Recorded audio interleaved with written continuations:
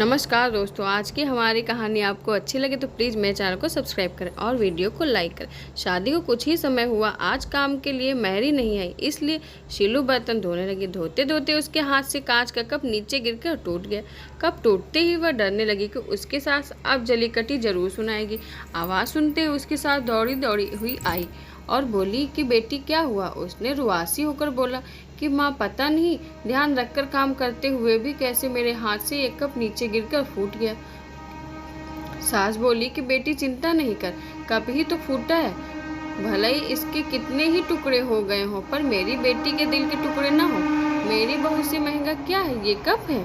और हाँ, तुझे अभी ये सब करने की कहाँ जरूरत आ पड़ी, मेहंदी भी नहीं उतरी तेरे हाथों से। अभी तुम राज के साथ ज़्यादा से ज़्यादा वक्त बिताओ और एक दूसरे को समझो, तभी तो तुम दोनों की नींव मजबूत बनेगी।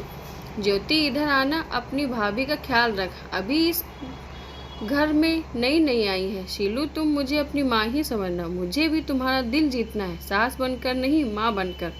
शब्द क्या मानो अमृत के घूंट थे। देखते देखते शीलू की आंखें छलछला गई। वह सास के पैरों में गिर गई और बोली कि मैंने एक माँ छोड़ी है तो दूसरी नहीं माँ पाई है, बल्कि ये माँ तो पहले वाली माँ से भी ज़्यादा ममता मेरे लिए रखती है। यदि घर में कब टूट जाता तो माँ भी दो बात कहे बिना नहीं रहती। रात को शीलू की नींद जैसे उड़ गई। रह रहकर शाम की घटना याद आ रही थी। सास के बारे में उसकी जो सोच थी उससे विपरीत सास का व्यवहार पाया। उसका भी कसूर नहीं था ऐसा सोचना, क्योंकि उसने अधिकतर लोगों के मुंह से बुरी सास के बारे में ही सुना था और मालूम नहीं कब वह अतीत के पन्नों में चली गई। उसे याद आया कि कुछ साल पहले इकलौते भैया की नई नई शादी हुई थी। भाभी के हाथों से मेहंदी का रंग उतरने से पहले ही माँ ने भाभी घर पर काम की पूरी जिम्मेदारी डाल दी और अपने ही नियम कानून हिसाब से भाभी को चलने को विवश करती। माँ ने भाभी को घर में एडजस्ट होने में जरा भी वक्त नहीं दिया। भैया भाभी को बाहर ले जाते तो माँ का मुंह फूल जाता। वह बोलती रहती कि हर समय भाभी को साथ ले जाने की कहाँ जरूरत है। कभी भी भाभी को खुली हंसी हंसते नहीं देखा। समय के साथ भाभी ने सहना छोड़ दिया, फिर हर रोज घर में झगड़ा होने लगा। एक दिन भाभी के हाथ से कांच का गिलास नीचे गिरकर टूट गया।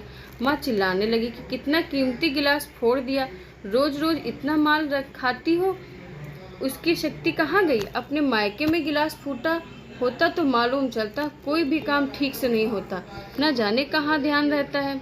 भाभी भी कड़क कर बोली कि हाँ, मैंने तो बैठी बैठी खाती हूँ, आप तो खड़ी होकर खाती हैं। जब से आई हूँ तब से रोज दो चार जली कटी न सुना तो दो, तब तक आपको चैन नहीं पड़ेगा।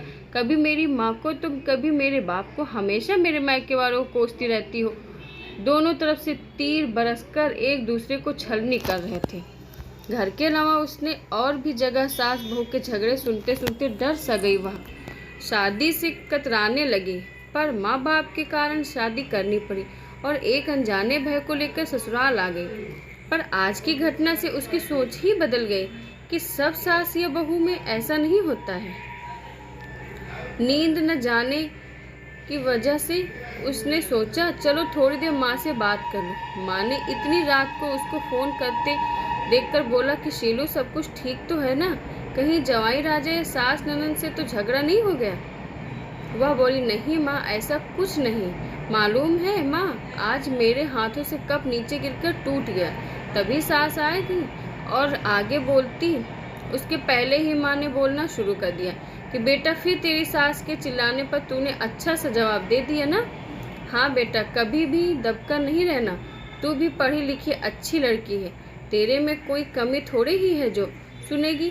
तभी बात को काटते हुए तेज आवाज में शीलू बोली कि माँ अब बस करो, मैं अपनी दूसरी माँ के खिलाफ कुछ नहीं सुन सकती। माँ एकाएक सहम गई और बोली तू ये क्या बोल रही है। हाँ माँ, आज मेरे हाथों से जब कप गिरा तो सासू माँ ने अंत में बोली अब तो आप समझ गए ना सारी बात। और हाँ माँ, सास ने सिर्फ बोलने के लिए नहीं बोला, वह वाकई में ज्योति की तरह मेरे से व्यवहार कर रही है। माँ एक बात कहूँगी, आप बुरा तो नहीं मानेंगे। हाँ बोल बेटा। माँ, काश आप भी मेरी नई माँ की तरह भाभी के साथ व्यवहार करती तो शायद भैया भाभी अलग घर में नहीं होते। माँ, मेरी सास ने शुरू से ही अपने प्रेम से नींव मजबूत कर ली तो उस पर टिका परिवार में मजबूती कैसे नहीं आएगी। आज माँ को महसूस हो रहा था कि वो नहीं बल्कि शीलू उसकी माँ बनकर उसे अच्छी सीख दे रही है।